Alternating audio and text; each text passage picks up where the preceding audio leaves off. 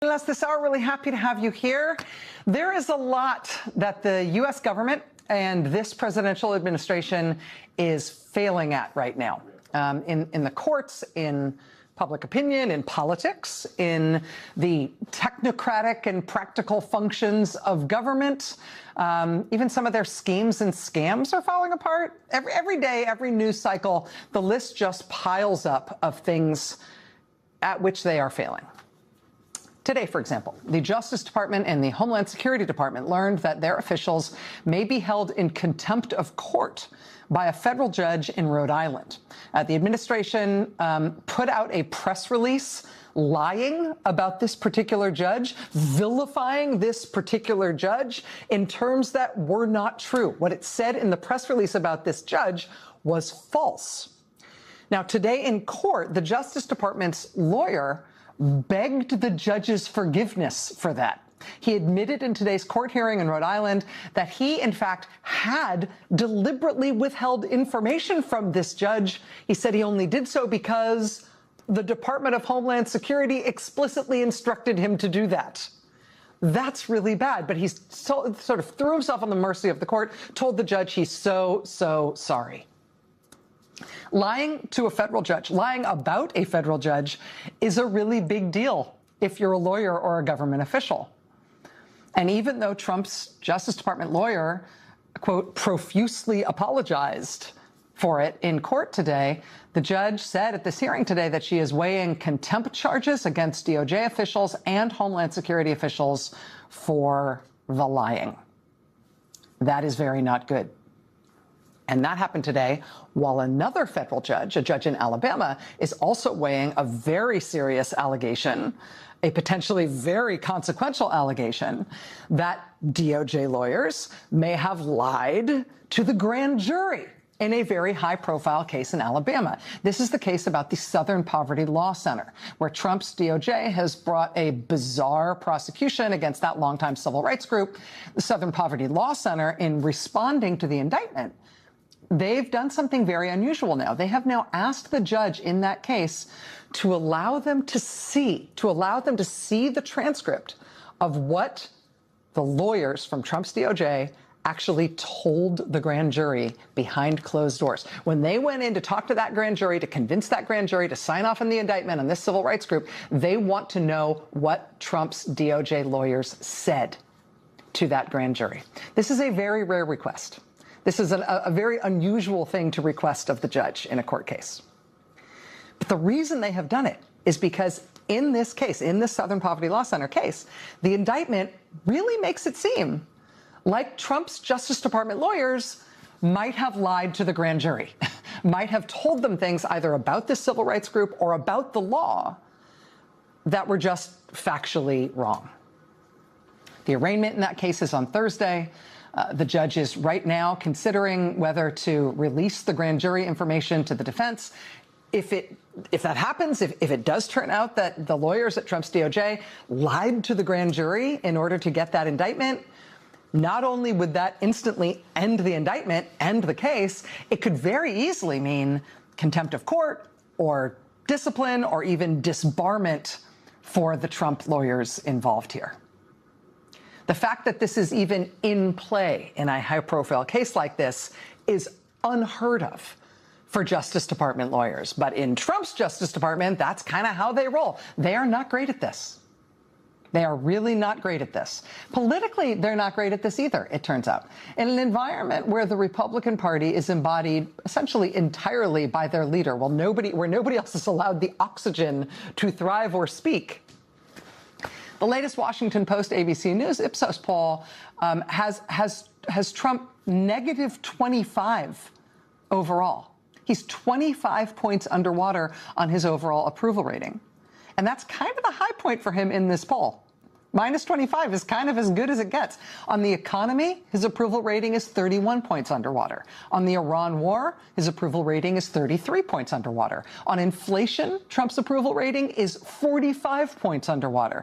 On Trump's handling of the cost of living, which is effectively what he ran on to get a second term in the White House, Trump is 53 points underwater.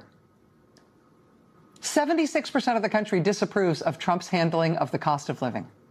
He's minus 53. As, among other things, his war of whim, his war of impulse, this war of choice that he doesn't even seem to understand, drags on with no end in sight, and the energy crisis he caused by starting this inexplicable war just gets worse and worse, with gas prices continuing their steady, steep rise. They are really, really not great at this. They're not good at this. We're also now seeing every day the practical impact of what it means that they kicked off this second presidential term for Donald Trump by wholesale breaking the government in every way they could figure out to do it.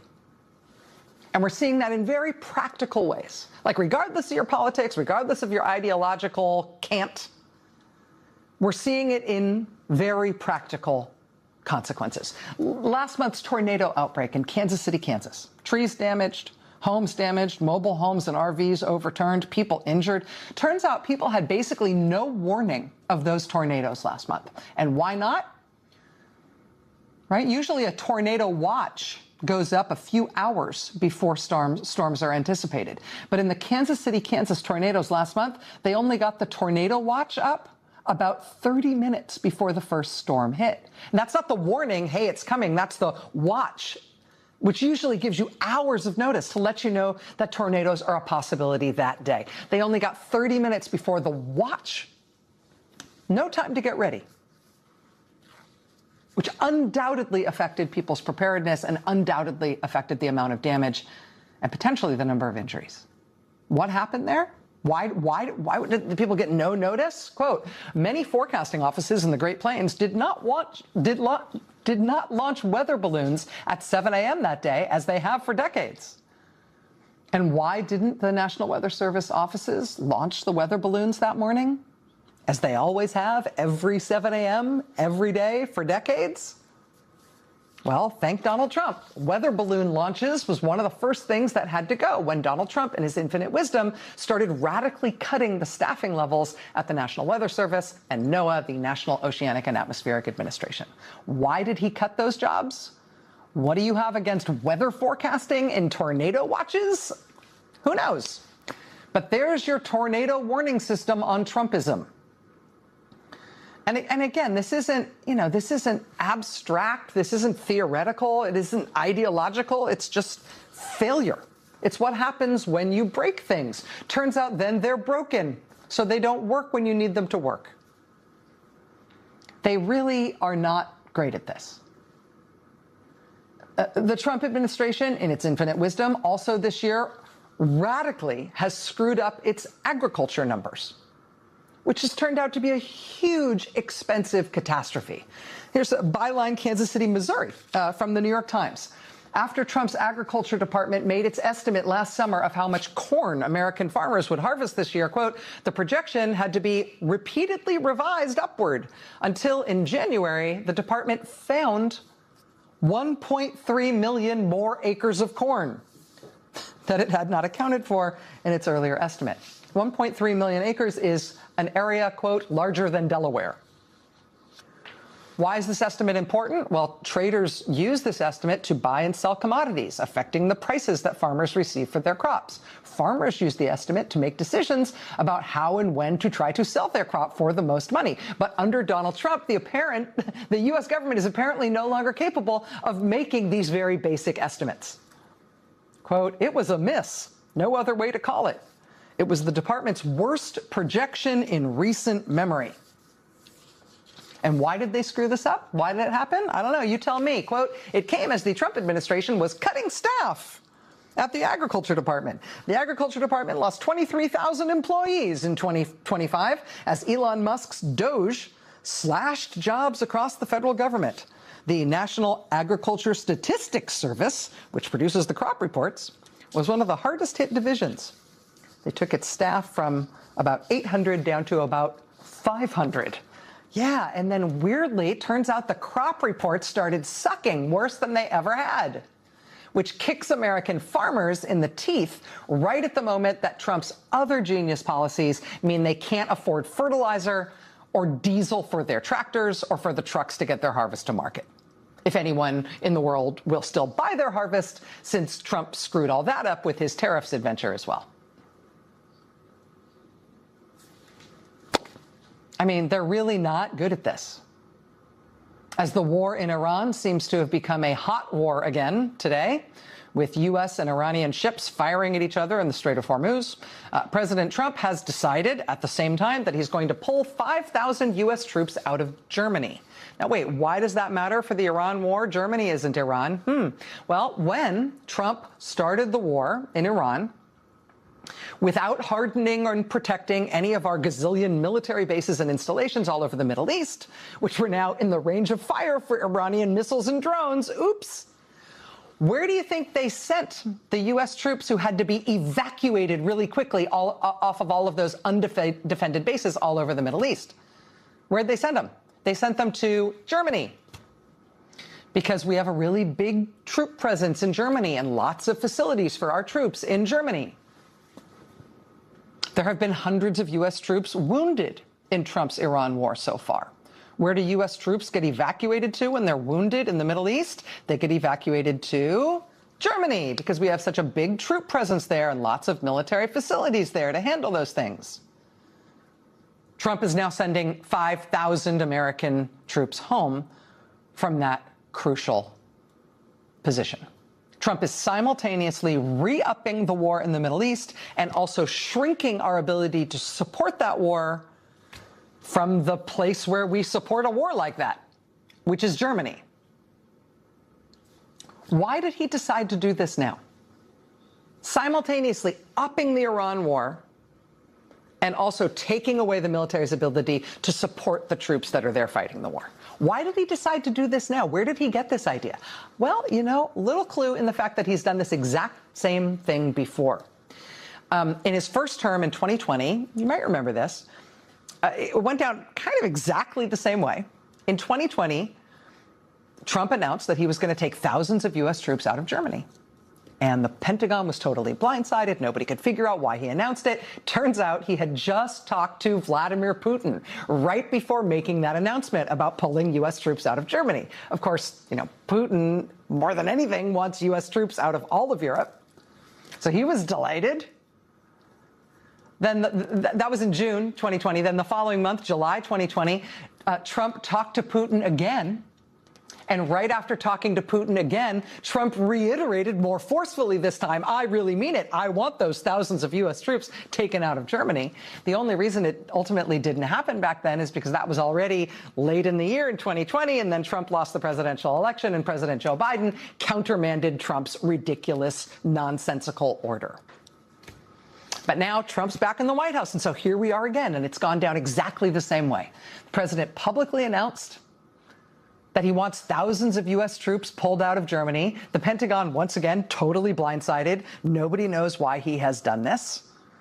Then it turns out, it emerges that he made this announcement about pulling U.S. troops out of Germany right after he got off the phone with Vladimir Putin.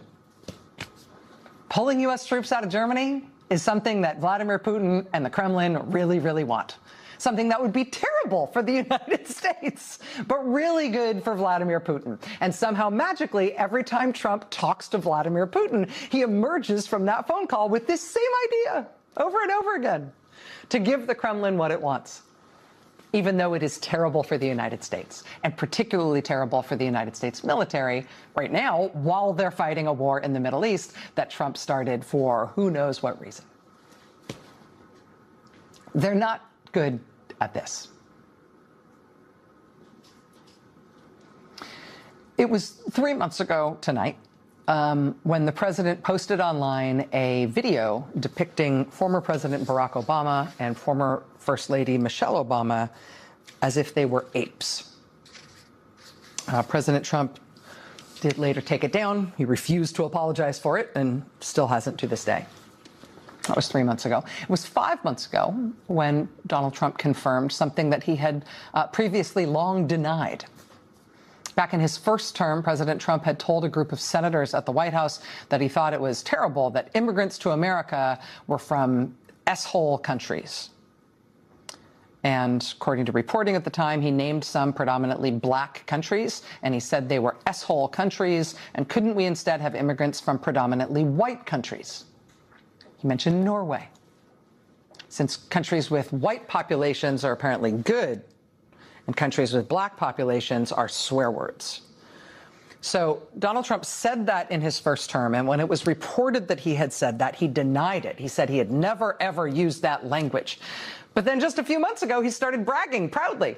Weirdly, at a speech in Pennsylvania, he started bragging that, yes, actually, despite all those earlier denials, of course, he had used that term, and moreover, he still believes it. Predominantly black countries are S-hole countries. This administration, I think it's clear from just the repeated daily news cycle.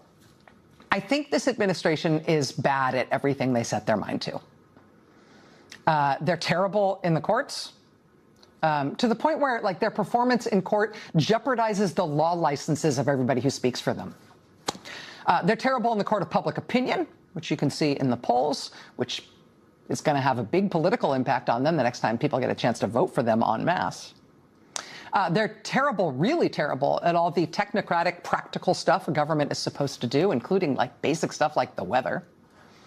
They're terrible at war, terrible at diplomacy. They're even terrible at hiding the ball in terms of how much this president does whatever Vladimir Putin wants, even when it makes no sense for us. They're just not great. They're bad at basically everything they try to do. But on the issue of race, on the treatment of African Americans specifically, even being terrible at what they're doing has still proven to be disastrous for our country. And it is, in part, the posturing and the messaging and the racist vibes from the White House and the president. That is stuff that validates and excites the worst bigots in the country, and that is consequential. But it's more than that, too. We are now about 16 months into what has been from day one a concerted and intense targeting of black Americans, specifically by this president and by this administration. On his first full day in office, he proclaims war on diversity efforts, not only in government, but in any institution in the country over which he can exert leverage, everything from schools and universities to law firms to private businesses of every stripe. He then immediately started firing some of the highest profile black public officials in the whole U.S. government, seemingly regardless of any other thing about them. I mean, right away, we get the firing of the chairman of the Joint Chiefs of Staff, Charles C.Q. Brown. We get the firing of the Librarian of Congress, Carla Hayden. And then it's Gwynne Wilcox from the National Labor Relations Board. And then it's Robert Primus, the chair of the Surface Transportation Board. And then it's Alvin Brown from the NTSB. And then it's Peggy Carr, the head of the National Center for Education Statistics. And then it's Willie Phillips from FERC, from the Federal Energy Regulatory Commission. And then it's Lisa Cook from the Federal Reserve Board of Governors, and on and on and on. When Trump and his top political donor, Elon Musk, then started just lopping off huge swaths of the federal government to disastrous practical effect, the largest and most egregious cuts targeted federal agencies that employed a disproportionate number of black employees. Reporter Erica Green wrote about this a few months ago for The Times, noting that nothing had moved backwards in the federal government for black Americans this quickly or this far in over 100 years. Since Woodrow Wilson came in 1912 and resegregated the federal workforce. Quote, black employees were fired or demoted to lower-level jobs, relegated to separate and inferior lunchrooms and other facilities, and accused of making white women feel unsafe. Those who remained were humiliated. A black worker in the Postal Service was surrounded by screens, so white workers would not have to look at him. Another employee had a cage built around him to separate him from his white counterparts. A clerk in the Treasury Secretary's office was assigned to rewrite all correspondence to address black employees by their first names. The way Trump addressed the Librarian of Congress, Carla Hayden, by her first name when he crowed publicly about firing her for no reason. In the year of our Lord, 2025, and now 2026, this president and this administration is not just inheriting that history from the Wilson administration, it's furthering it in its own ways. Since 1965, there has been an executive order in effect. It was signed by Lyndon Johnson, 1965. Since 1965, all federal contractors have been banned by executive order from discriminating on the basis of race, color, religion, sex, sexual orientation, gender identity, or national origin. Donald Trump rescinded that 1965 rule on his first full day in office. Less than a month later, Trump announced another rule change. They rescinded Clause 52.222-21 of the Federal Acquisition Regulation, which doesn't sound like much, but I'll tell you what the title of that is. It's Prohibition of Segregated Facilities. That's what Trump rescinded less than 1 month into being back in the White House. That section reads, quote, "The contractor agrees that it does not and will not maintain or provide for its employees any segregated facilities at any of its establishments, and that it does not and will not permit its employees to perform their services at any location under its control where segregated facilities are maintained." That anti-segregation clause has been in government contracts for decades. Donald Trump overtly reached out to rescind it, which means, bluntly, that the federal government no longer explicitly prohibits contractors from having segregated restaurants, waiting rooms, and drinking fountains. Make America great again, right? Recently fired and sidelined employees in the Department of Housing and Urban Development have started sounding the alarm that the Trump administration is no longer, just bluntly no longer enforcing a federal law known as the Fair Housing Act. Fair Housing Act, another pillar of the civil rights movement and its achievements. The Fair Housing Act dates to 1968. It says you can't refuse to rent to someone or refuse to sell a house to someone on account of their race or their color or religion or national origin or any other factor against which we're supposed to be protected from discrimination. According to current and former employees of the Department of Housing and Urban Development under Donald Trump, they have dropped enforcement of the Federal Housing Act. In Trump's first year back in office, black unemployment spiked in this country from 6.2% all the way up to 7.5%, making it the highest of all racial groups. Under Joe Biden, black unemployment had been at a record low of 4.8%, spiking now under Donald Trump.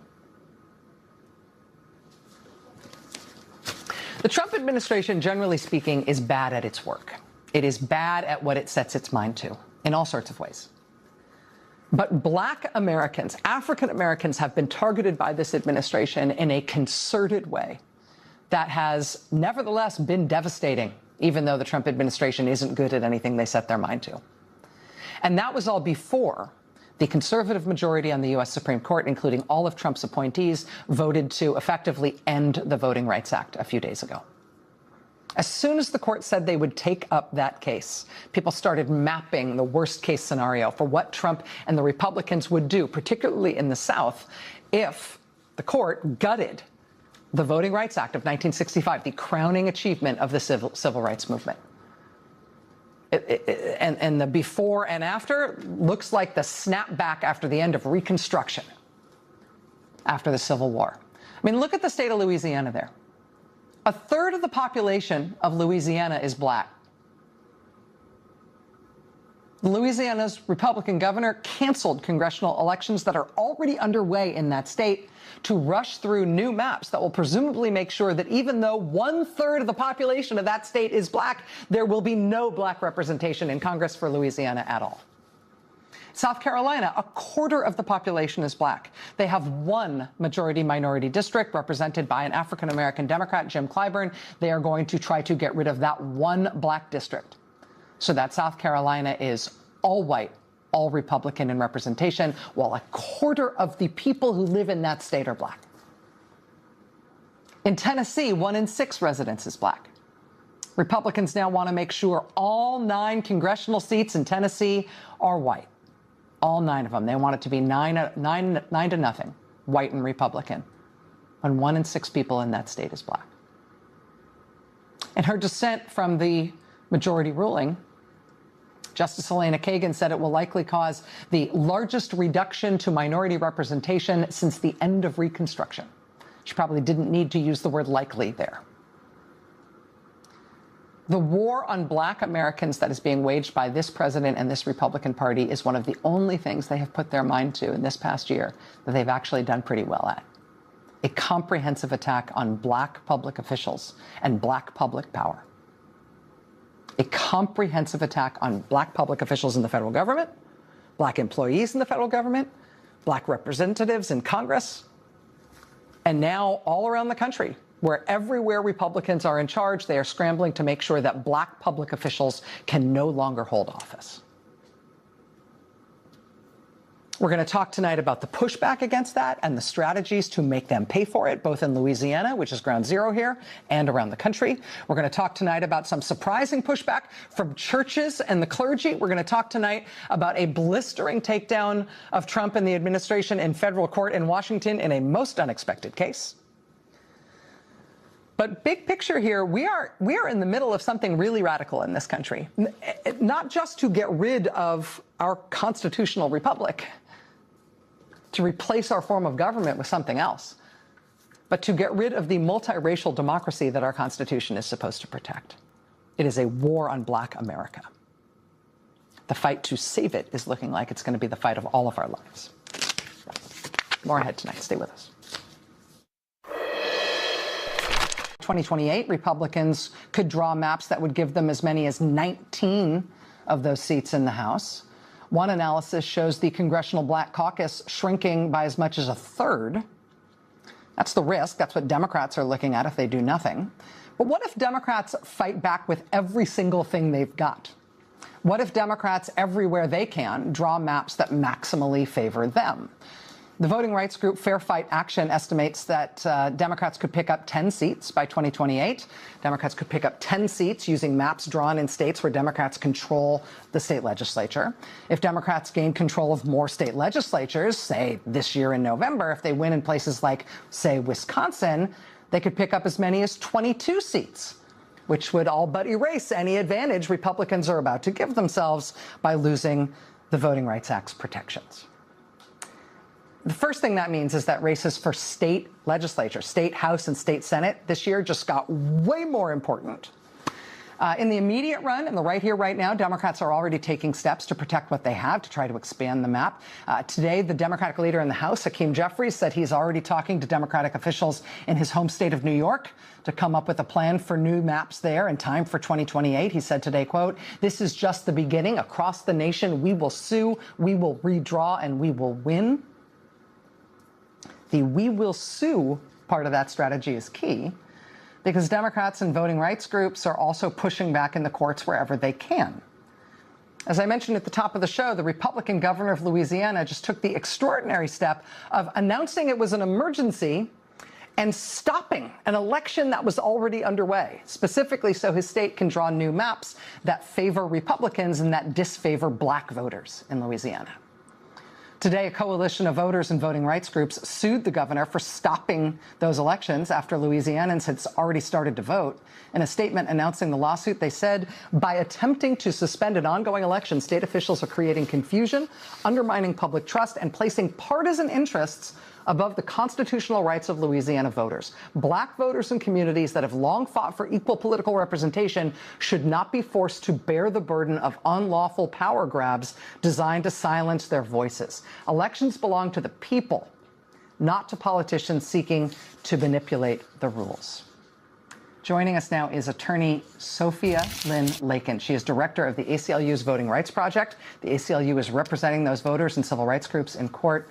Ms. Lakin, thanks very much for being here. I appreciate you being here in person. Thank you for having me. So, first of all, have I said anything about the situation in Louisiana or what the governor there is doing or what this case is about that strikes you wrong or the wrong way around? No, not at all. Okay. Not at all, unfortunately. Canceling an election after people have already started voting feels like it should be the sort of thing you're not allowed to do. Can you help us understand the legal arguments here and what this case is about? Sure. This is actually the second case that we filed. We filed an action on Friday in state court saying the governor actually doesn't have the authority to issue this proclamation, this executive order to try to suspend the elections in an attempt to stop this before early voting in person started on Saturday.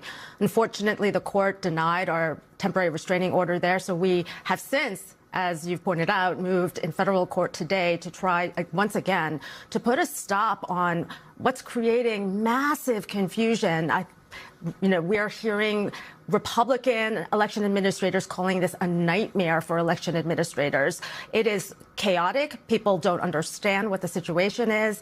There are actually elections that are proceeding irrespective of the suspension, right? There are other things on the ballot as well.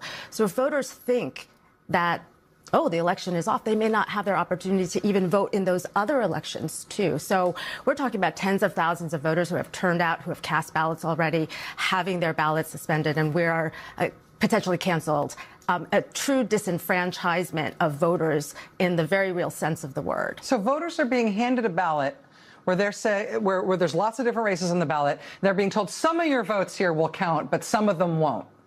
And in terms of when you want to cast votes for that other election, we'll let you know later. But if you cast it now, we're not going to count that, but we promise we'll count the other things. I can't imagine that voters, any voter would be confused in that circumstance. But what's the remedy you could even seek with 80,000 people having already voted that can retroactively fix the confusion that's already been cast over this election? Well, that's what we're trying to do by going in very quickly, asking for a temporary restraining order to say, please halt the enforcement of this suspension of the election. Let it go forward.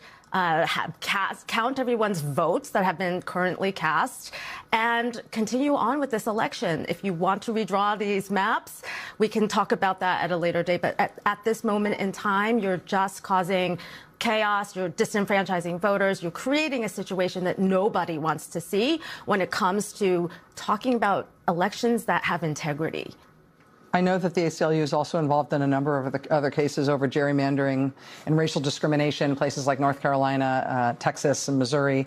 How does this sort of world-shaking Supreme Court decision affect the legal battle in those kinds of cases? It's an extraordinary gut punch to the work that we have been doing to protect fair maps for voters of color.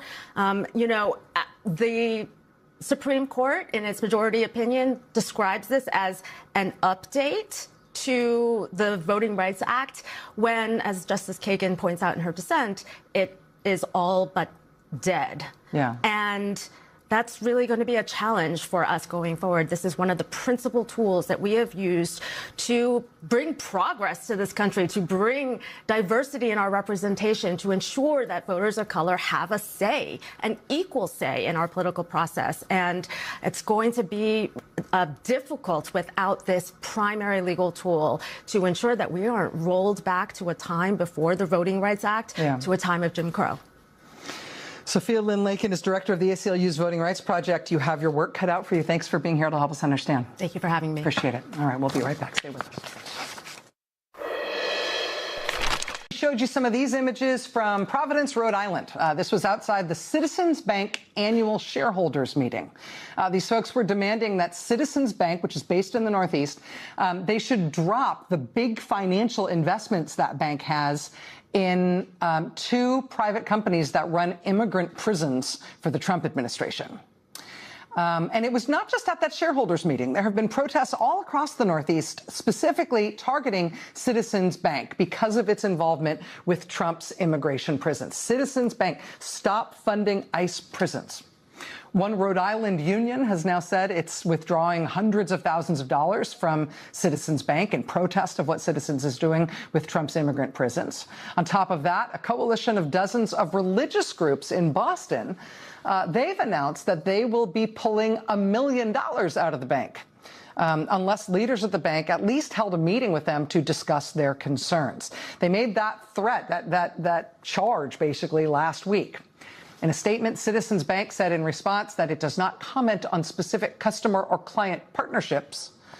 But after having put that charge to Citizens Bank last week, well, that coalition of religious groups, the Greater Boston Interfaith Organization, They say this meeting they've asked for with Citizens Bank and its executives has not been forthcoming. And so they say, as of today, they're following through on what they said they're going to do. Members of this interfaith group, ministers, pastors, rabbis, they all gathered at a Citizens Bank branch in Boston today to follow through on their pledge. They withdrew $1 million from the bank. Apparently, this interfaith group has something like $14 million in the bank altogether. They say they're going to keep pulling it out $1 million at a time as long as Citizens Bank doesn't change its ways. They even brought this giant $1 million withdrawal slip with them for today's announcement. Among the speakers today was Reverend John Edgerton, senior minister of Old South Church in Boston's Back Bay, who said in part, "We are here today because we need to let the banks know that people of good faith, people of good conscience, people of goodwill, our neighbors, will not stand for building private prisons, for building deportation machines, for crushing our neighbors underneath their wheels for profit. No," he said, "no. Not with our money." Joining us now is the Reverend John Edgerton, senior minister of Old South Church in Boston. Reverend, thank you so much for being here. I really appreciate you making time. Well, thank you so much, Rachel, for having me. Really appreciate it and giving the opportunity to speak to your audience. How did this come about? Why did the Greater Boston Interfaith Organization decide to start pressing Citizens Bank this way? We pulled $1 million out today. We transferred it to another bank because we want Citizens to stop doing this dirty business. Citizens is one of the only banks in the country that banks with and provides financing for CoreCivic and Geo Group, two of the most notorious private prison companies in this country. This year, Emmanuel Damas, who is a neighbor, a Boston resident, a 56-year-old man, he died in CoreCivic detention in Arizona from a toothache. He had a toothache. He complained about it. They didn't give him proper care. His toothache became an infection. His infection became sepsis, and he died. And these are the practices that CoreCivic is notorious for and Geo Group is notorious for. And they will not be abusing our neighbors, not with our money. I got the sense from the speeches today from you and your fellow clergy who are part of this interfaith group, I got the sense that Citizens Bank is not a symbol. They're not a sort of a distant corporate abstraction to you. As a bank that is based in the Northeast, as a bank that is something that deals individually with all the different faith organizations, churches and synagogues and mosques that are part of the interfaith organization.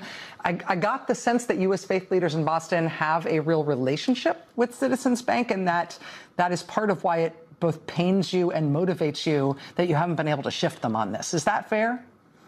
We feel deeply betrayed by what Citizens Bank is doing. 20 years ago, we helped them to build relationships in the immigrant community so that they could expand their business. And since then, they have turned into an organization we don't recognize, into an institution we don't recognize anymore. Rather than partnering with and building up all of our neighbors in Boston, instead, they are making money, tearing families apart. And it is unconscionable. It is against the basic values of this country, and it is something that I find religiously abhorrent. Do you and your fellow clergy who are part of this interfaith group plan to continue to withdraw more money from the bank as a way of sort of ramping up the pressure? Are you hearing from any other faith organizations or nonprofits or entities that bank with Citizens who may want to follow your lead on this? Today, a sister organization, Greater Cleveland Congregations, joined. They pledged that they would pledge their deposits toward this as well. So we are now well over $14.5 million of deposits. We are customers of Citizens. We don't want to hurt Citizens. We are 20-year customers with $14.5 million and growing of deposits that are ours. And we want for them to do what is right. Their core customer base is in Massachusetts, Rhode Island, across New England. They are fast becoming the ICE bank. And if they think being the ICE bank is going to play well with their core base here in New England, they need better advice.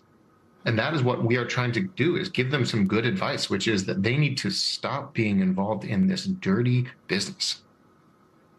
Reverend John Edgerton, Senior Minister of Old South Church in Boston. Reverend, thank you so much for your time. Keep us apprised. We're really interested in this campaign, both for what it means in New England, but also I think the kind of model that it presents around the country. We'd love to have you again and to hear how it goes. Wonderful. Absolutely. Anytime. Really appreciate it, Rachel. All right. We'll be right back. Stay with us.